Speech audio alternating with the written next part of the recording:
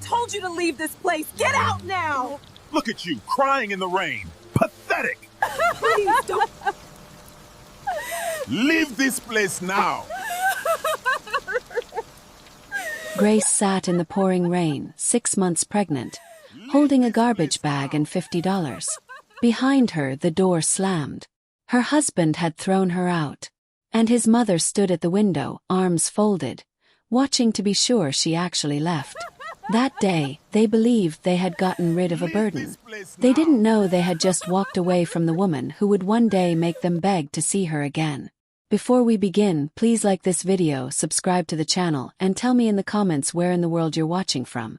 Grace Morgan should have known better than to trust a man who still needed his mother's approval at 30 years old. She met James at a marketing firm when they were both 23. He was charming in that quiet way some women mistake for depth. Soft-spoken, which she thought meant thoughtful. What she didn't know, it just meant weak. The proposal came in the park. Down on one knee. Tears in his eyes. "You're my everything, Grace." What he didn't say. "As long as my mother approves." Patricia Morgan, James's mother, didn't attend their engagement party. Didn't attend their wedding. Both times she claimed the flu. The truth. She thought her son was marrying beneath him. Grace gave her 5 years trying to win her over. 5 years of bending, sacrificing, trying. When James wanted to start his own digital marketing agency, Grace quit her job as a graphic designer to help him.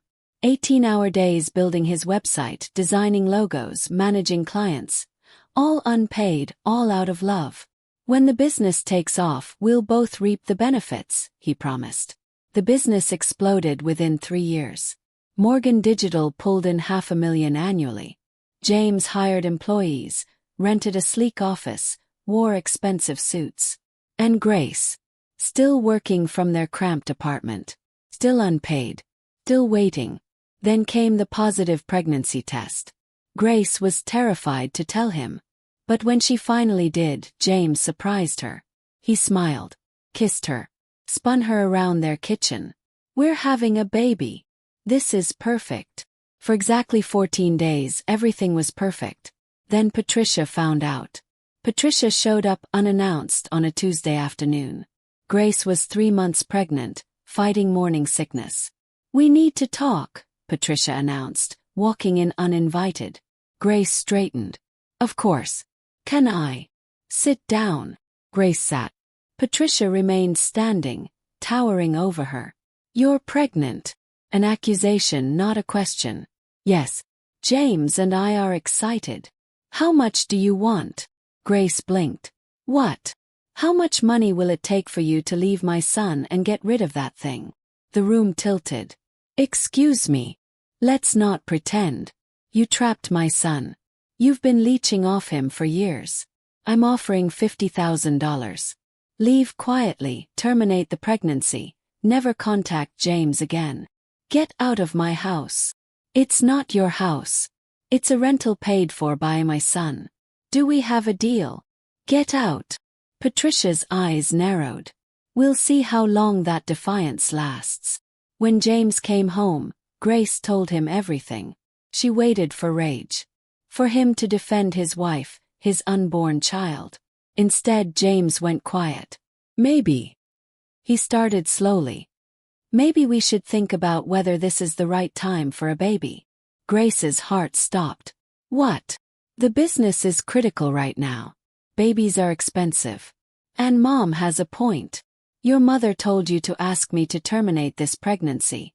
And you're actually doing it?" He couldn't answer. Just stood there, spineless. Grace should have left that night. But she had no money, no job, no family. No safety net. So she stayed. And prayed he'd change. Instead, he grew more distant. 6 months into her pregnancy, Grace woke to garbage bags being filled. James was packing her clothes, shoving them into black trash bags like refuse. "What are you doing?" Grace asked. "You need to leave," James said.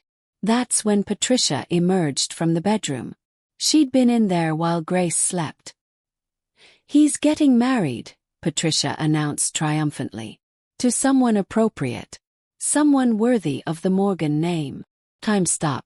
Married, Grace whispered.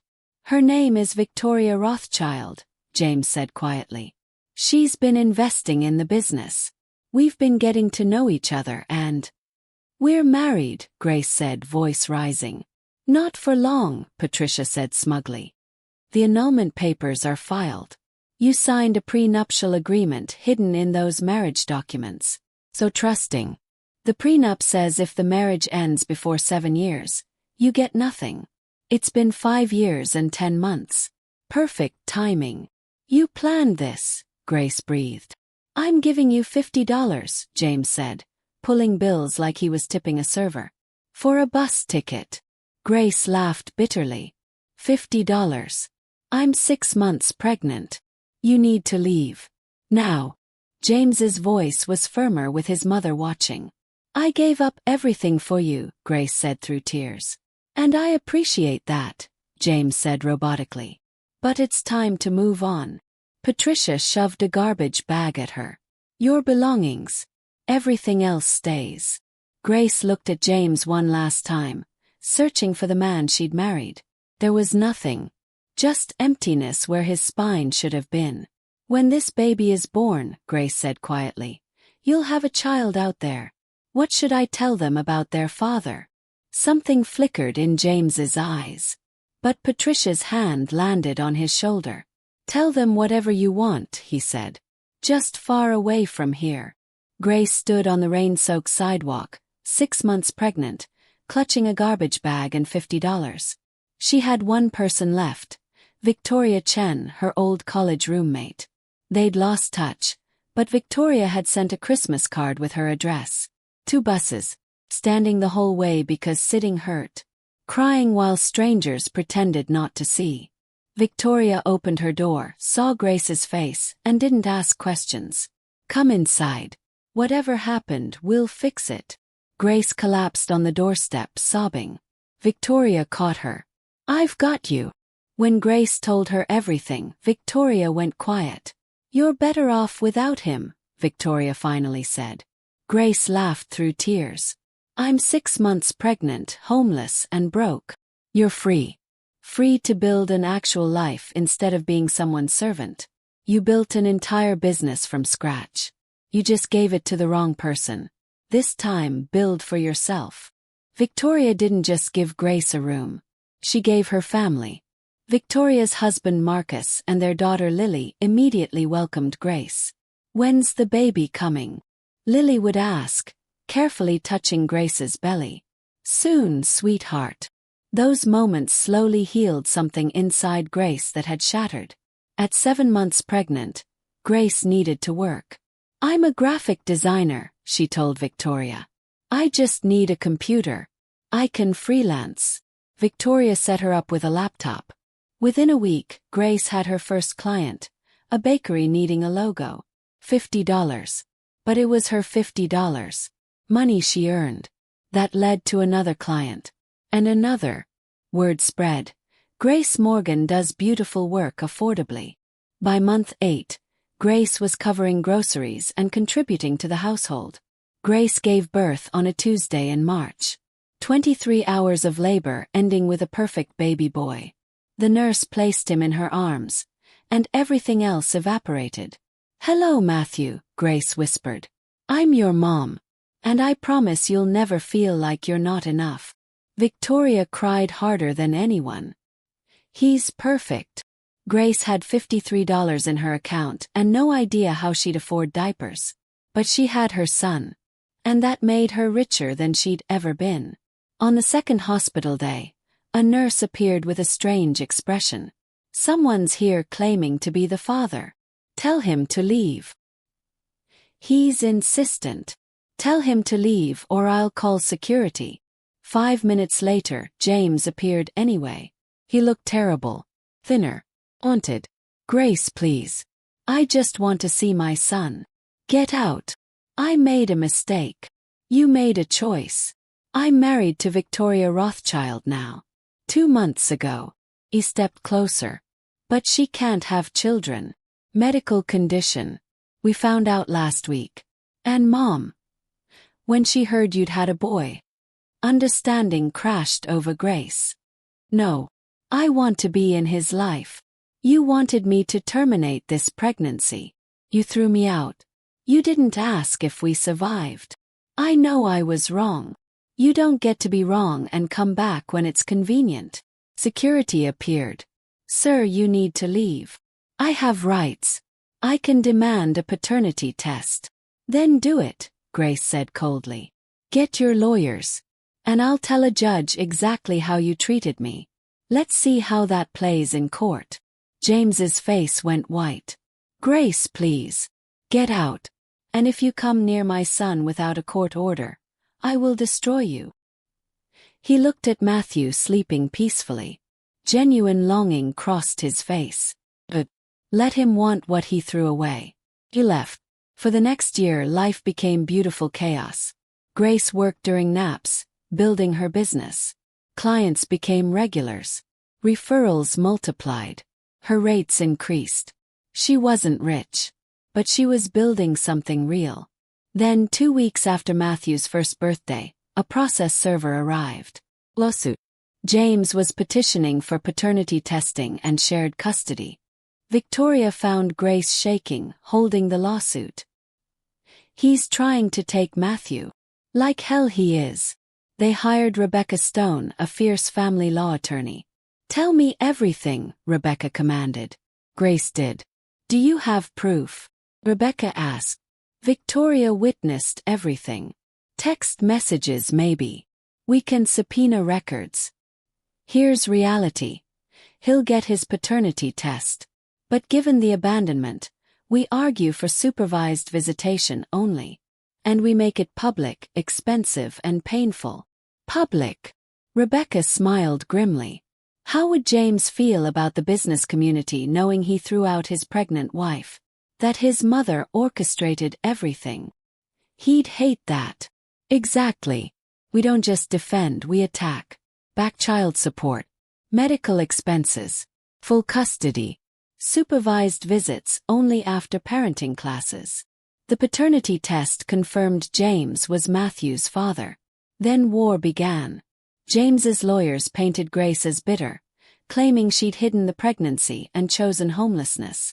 Rebecca destroyed them. Victoria testified about the garbage bag and $50. Hospital records proved abandonment. Bank statements showed zero support. Then Rebecca called Patricia Morgan. Mrs. Morgan, did you offer Grace money to terminate her pregnancy? Patricia's lawyer objected. Overruled. I offered her a solution, Patricia said coldly. A solution involving money to end her pregnancy. Yes. The courtroom went silent.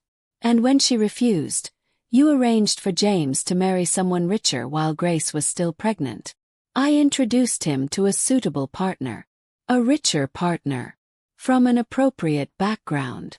And when that wife couldn't have children, you suddenly wanted the grandson you told Grace to abort. Patricia flushed. My son has rights. No further questions. The judge took 2 weeks. I've reviewed everything, he began. This involves a child who deserves stability, and a father who abandoned him and seeks involvement only when convenient. However, courts favor parental relationships when possible. Therefore, all visitation supervised for 6 months, costs paid by Mr. Morgan. Mr. Morgan completes parenting classes. Back child support, $36,000 plus $1,500 monthly. Reimbursement for medical expenses, $48,000. Full custody remains with Ms. Morgan. James's face went gray. Your Honor, I can't afford. You could afford to marry into the Rothschild family. You can afford your son. Dismissed. James completed 2 supervised visits. Matthew screamed through both. After the second visit, James stopped coming. Child support arrived automatically. But James himself. 2 years later, Grace stood in her own apartment watching Matthew play. Her business had grown. Steady clients, good rates, real savings. One Saturday someone knocked. A well-dressed woman stood there with devastated eyes. Grace Morgan. Yes. I'm Victoria Rothschild Morgan. James's wife. Can I come in? Against instinct, Grace let her in. I didn't know about you, Victoria said immediately. Patricia told me you were an ex-girlfriend. I believed her. Now I'm getting divorced. James cheated. Called me defective for not having children. Patricia called me a failure. Despite everything, Grace felt sympathy. I'm sorry. Don't be. I found these in James's office. She handed Grace an envelope. Letters from Patricia coaching James on how to get rid of you. Proof it was all planned. Why give me this? Because you deserve to know it wasn't your fault. And because. Victoria hesitated. Patricia is coming for Matthew. Full custody. She wants an heir. She'll use every penny to take your son. Grace's heart stopped. I'm giving you a head start. I'm sorry for everything. Grace called Rebecca immediately. She's coming with everything. Then we fight with everything we have, Rebecca said firmly. Grace, you're a good mother. You've built a stable life. No judge will take a child from his loving mother because a rich grandmother wants an heir. Are you certain? No. But I'm certain we'll fight like hell. The battle hasn't happened yet. Patricia is gathering forces. But Grace isn't the same woman James threw away. Grace survived. Built a life from $50. Raised a beautiful son. Grace won't surrender. When Patricia comes for her son, she'll learn what mothers are made of. Not money. Not status. But steel. Love. And unbreakable will. James threw Grace out thinking she was trash. But trash doesn't fight back. And Grace will fight until her last breath. Karma came for James. His marriage crumbled. Now it's coming for his mother. And Grace will make sure it hits like a freight train. This morning, Matthew climbed into Grace's lap. Mama, why are you crying? She hadn't realized she was. Happy tears, baby. Because you love me. Because I love you so much it hurts. He kissed her cheek and returned to playing. Grace made a silent promise. No one will ever take you. No money, no lawyers, no grandmother. You're mine and I'm yours. We're going to be okay. Because we have something they'll never understand. We have each other. And that's worth more than all the Morgan money in the world. Have you ever had to fight for your child against impossible odds? Have you been thrown away and came back stronger? Tell your story in the comments. If you're facing your own battle, remember, you're stronger than you think. They can take everything except your will to fight for what you love. I hope you enjoyed this story as much as I enjoyed telling it. Don't forget to like, share, and subscribe for more powerful storytelling. Turn on the notification bell so you never miss a new upload. My name is Gloria, and I will see you in the next story.